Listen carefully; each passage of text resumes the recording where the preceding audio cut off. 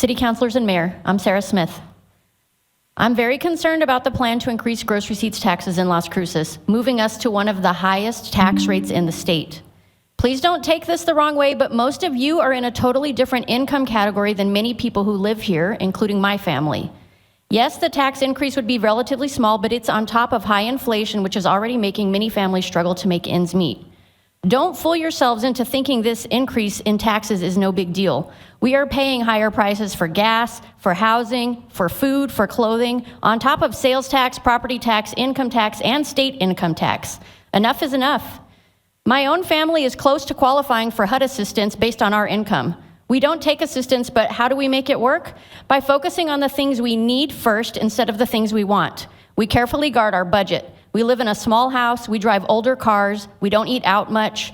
We make sure all of our needs are taken care of first, and only then do we look to see if there's anything left over for the things that we would like to have. I'm calling on you to do this with the city budget as well. Maybe I don't understand how your budget works, that's possible. You tell us you don't have enough money for public safety and good roads, but I have watched you allocate funding to community art projects, subsidies for the film industry, and electric buses. Those are all things that are nice to have, but they are not essential. Please readjust your priorities to fund the things that we need first, including public safety, upkeep of your existing infrastructure, and streets. Only once those things have been handled does it make sense to look at funding things that aren't so crucial to our community. If you decide to move forward with this anyway, please remember that public safety is our greatest need right now. Will you ensure that the funds are specifically earmarked for public safety with clear amounts, such as 70% public safety, 30% for streets and parks? Otherwise, over time, these taxes you are taking from families could very easily get diverted into things that the people never would have agreed to fund, such as hygiene stations for the homeless that have been proposed by this council.